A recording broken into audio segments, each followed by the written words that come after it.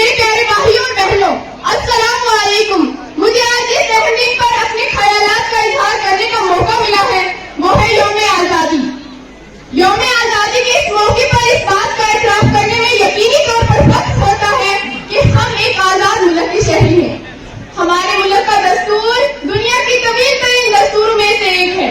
قوموں کی زندگی میں ایسے بھی دن آتے ہیں جو تاریخ میں ہمیشہ یاد رکھے جاتے ہیں، اور 15 اگست کا دن ہمارے ملک ہندوستان کے لیے نہایت ہی اہمیت کا حامل ہے، کیونکہ اس دن ہم اپنے شہید بھائیوں کو یاد کرتے ہیں جن کی قربانیوں کی وجہ سے آج ہم سبھی آزادی کی سانس لے رہے ہیں۔ یہ دن ہمیں ایک ساتھ رہنے کی طاقت بتاتا ہے۔ تقریباً 150 سال کی غلامی کے بعد ہمارا ملک ہندوستان اسی تاریخ کو آزاد ہوا تھا، اسی لیے ہمارے ملک ہندوستان میں 15 اگست کا دن بڑے دھوم دھام سے منایا جاتا ہے۔ ہم اپنی جان کے دشمن کو اپنی جان کہتے ہیں، ہم اپنی جان کے دشمن کو اپنی جان کہتے ہیں، محبت کی اسی مٹی کو ہندوستان کہتے ہیں۔ اس سال ہندوستان کو آزاد ہوئے 76 سال مکمل ہو گئے اور 77واں یوم آزادی کا جشن منایا جا رہا ہے۔ ہندوستان ان تمام رہنماؤں کو سلام کرتا ہے جنہوں نے ماضی میں ہندوستان کی آزادی کی جنگ لڑی تھی۔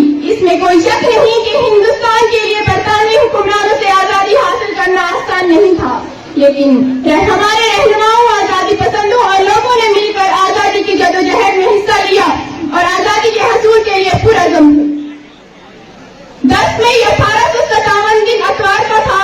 اس دن سارے ہندوستان کی آزادی کی پہلی لڑائی میں ہندو اور مسلمانوں کے ساتھ سکھوں نے بھی حصہ لیا تھا۔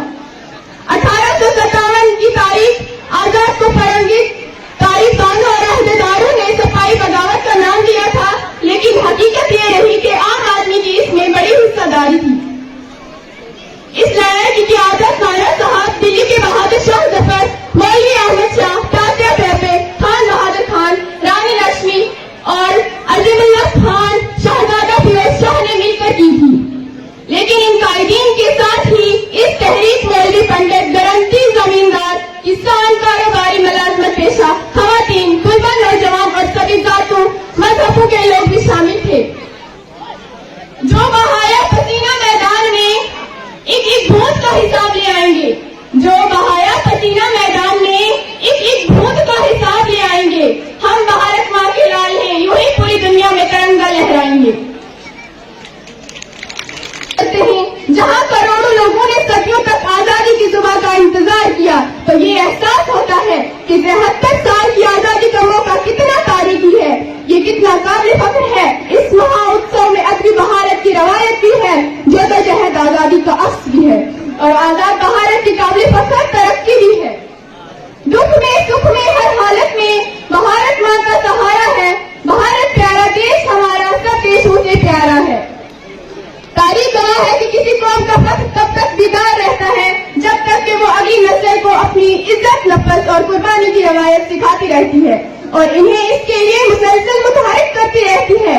کسی قوم کا مستقبل اس وقت روشن ہوتا ہے جب اپنے ماضی کے تجربات اور ورثے کے فخر سے وابستہ ہو۔